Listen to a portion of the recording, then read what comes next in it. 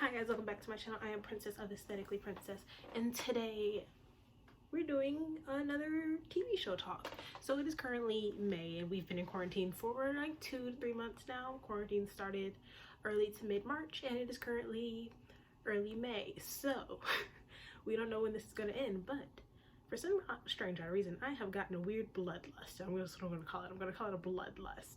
And I have been watching shows recently that are very violent. Shows and movies that are very violent or very mind-fucky. So those are the things we're going to talk about today.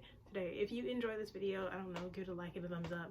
If you want to know all of the good shows on Netflix to watch, where you can get all of your blood splatters and your guts spewing. Let's get into the video. So first video on this entire list is, we're going to start in order from when, like mid-March. So this one isn't as violent and graphic. I'm going to say this is pretty, well, it's still pretty violent, but it's not as graphic. It is mostly kind of a psychological, mental thing. Something that kind of like fuck with your head a little bit. My Hollow Lover, I talked about it recently in my last video where I talked about shows that I have been liking during quarantine, but this one is a limited series on Netflix, and it is about a woman who gets a pair of glasses which give her a holograph, and there's a group of people that are trying to, number one, steal the glasses from her, and two, get the glasses back for their company. It gets very, I'm gonna say, violent. The way towards the end of the show, it's not very violent during the show, but it is kind of mentally stumbling during most of the show. It's pretty good though. It's really, really good, but it is a limited series, so I don't know when it's going to leave or if it's already gone. I watched it earlier this year, so I don't really have a problem with that. I don't see the problem here. But if you ever want to watch it, you might want to check it out before it go bye-bye. But it's really good, especially if you're trying to take your mind off of COVID. Thing number two, another show that is slightly violent but not as graphic, Hyena. This one is more of a law show, which you will see a slight trend that I do enjoy crime and law shows, and just the shows that I watch in a period stance. But I really liked Hyena. It's a show about these two lawyers who get stuck together on a team even though they very much despise each other through some very odd circumstances, and are made as a team in their firm to, you know, solve cases for all of their clients. It's a really good show. It's really cool. I actually really liked the entirety of it. It's not uber duper world rocky, but you know, it's pretty freaking good. I liked it mostly because just the law aspect of it was really interesting to me. Most of their clients aren't the best people. It gets violent because one of the cases is really violent, so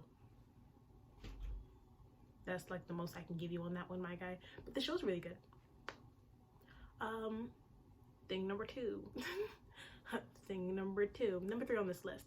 A show on YouTube called 3 Will Be Free. 3 Will Be Free is a show that follows these three characters, two prostitutes and a mafia lord's son.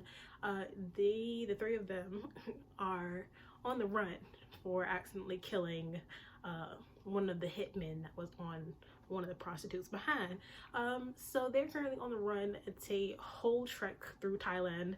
Yeah, the show is in Thai. It's a whole trek through Thailand of them trying to find ways to get away from the police, their murders, the murders that follow them, their hitman, so on and so forth. The three of them, it's two guys and a girl. Ends up in a really cute polyamorous relationship, but it's like a good show. It's a really good show. Very, very violent because, you know, mafia on the run, good amount of blood. We just killing everybody. If you think you like them, that person is probably going to die. Just so you know, it's really good. It's just really, really good show. Really interesting, really fun. Next on our list, Rugal, now on Netflix. Actually, also on Netflix. Rugal, this one's kind of weird because it's about this man who was supposed to be serving jail time because he supposedly killed his wife and then gouged his eyes out, and because of that he's supposed to be in jail. But because there is a team of people who are after the people who actually attacked him and gouged his eyes out, they recruit him, give him robotic eyes, and put him on the team of people that are after this organization, this crime organization. And it's very violent.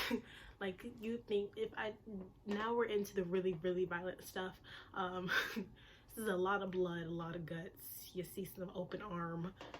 You see some decapitated heads, some ripped off limbs, all types of good stuff, you know. A lot of gunshots, everybody dying. So sorry to tell you that one. The violence in that show is kind of woof. But it's really, really good. The show is A1. It's still ongoing currently, so the episodes you probably won't get all the other episodes caught up. Every other show on this list is done, but this is the only show that is still ongoing. Next thing on this list is The Extraction. This was the only show on this entire list that is in English. I'm going to tell you that now.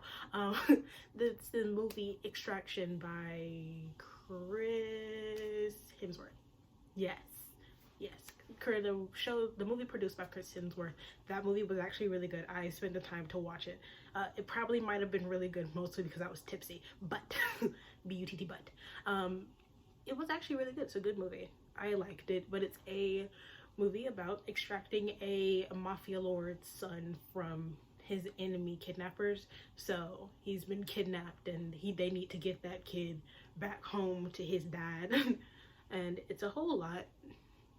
It's a lot of gunshots. It's very terrorist-y. Like, it's very scary in a way because of, you know, the way that it's set up around this area, because of the way it's set up around this area in somewhere in India. I see, this is where we get the problem. It's somewhere in India, but the way it's set up is the mafia gang is like attacking the people slightly because they're trying to get this kid back. Like, this is like a very bad thing to be happening, but it's literally this one white man running through their entire area. It's very creepy in a way. Very creepy because of the way that it's set up. The show is set up to only be happening in like 2 days. This entire movie goes over the course of 2 days. 2 days and we blow up a bridge. So 2 days and we blow up a bridge, okay? It's not okay. The movie was great, but like the idea of it, not okay, like at all. Even like the corrupt cops, you know, this is not okay. No. A lot of blood, a lot of gunshots. So if you have like a trigger warning for gunshots, do not watch.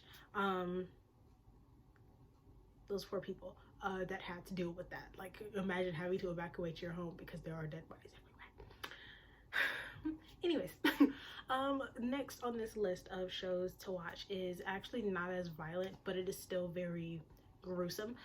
Is a show called My Roommate is a Detective. It's a Chinese show. You can watch it on Viki or Yuki, Y-U-Q-I,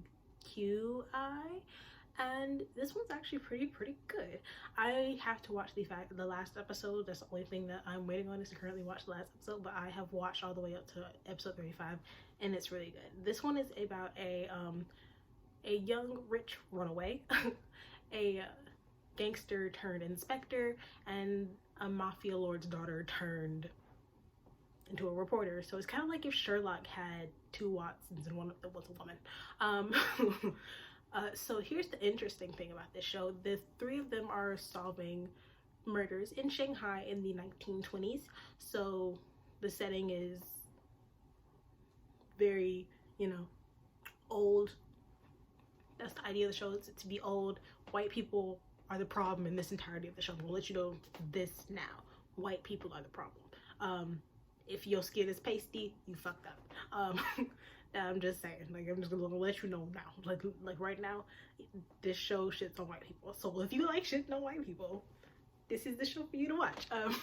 But no, they're solving crimes in Shanghai that all kind of, you know, connect to this British company that's currently stationed in Shanghai.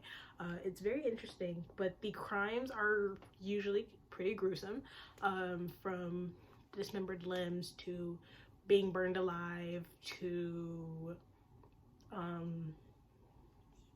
being hung, throat slit, all types of stuff.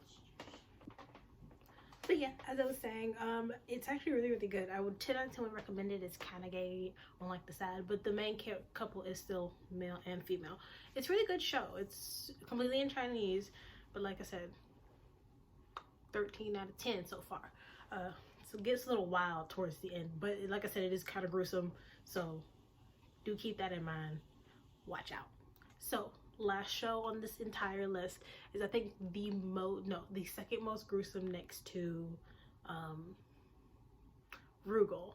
This one also is on Netflix. It's a really, really good show. It's called Extracurricular, and it follows these specifically this one teen who is a underage pimp. Now when you hear that, it kind of sounds off because it's off. He's an underage pimp. He's about, I think, 17, maybe going on 18. This one's in Korean. He's a student, still a high school student, but he's running a pimp service through his phone. Now the people that he pimps out they've never met him. I'm gonna tell you that now. They've never met him, and they know him under the name Samtun, or Uncle. Now this show is, like I said, gets gruesome like quarter way through, like 1/4 of the way through.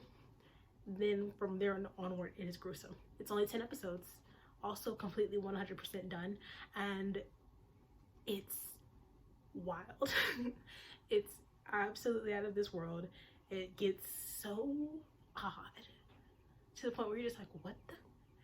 But basically, it's literally just this underage pimp is hit with a bunch of things in life that just keep taking him downhill. At first, he's going very well. He's doing his job very well, but he gets his phone taken and stolen by a girl in his class, and she decides, hey, I'm going to play a prank on him for him to get his phone back, which puts him in a very horrible predicament where he ends up losing all of his money that he's saved up from his job. To fuck with him, she decides, hey, I'll give you your phone back if you let me in on the business. This is a very bad idea. Don't do that. Working with other people is a bad idea. So the show from then onwards kind of get a little off just by her presence. I feel like it's just her presence that just kind of throw everything slightly off. That makes it so much worse.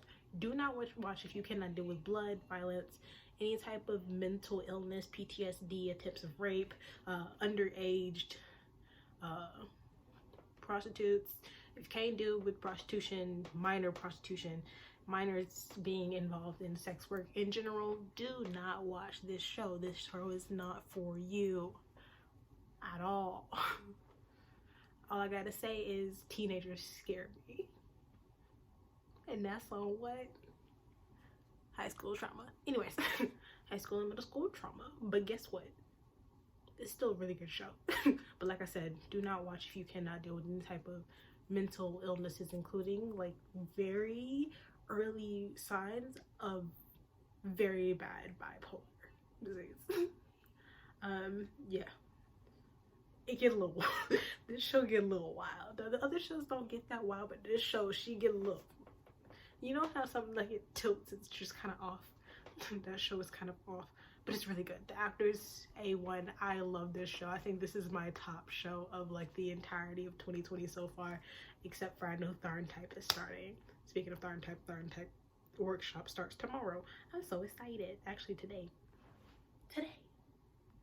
Workshop day 1 is today. Oh wow. But anyways, I hope you guys enjoyed this video. If you did, give it a like and a thumbs up. If you didn't, I'm sorry that I've disappointed you. Welcome to my channel. I am Princess. Thank you for staying and watching this video. Enjoy the rest of your horrible quarantine. But it will be better if you watch any of these shows.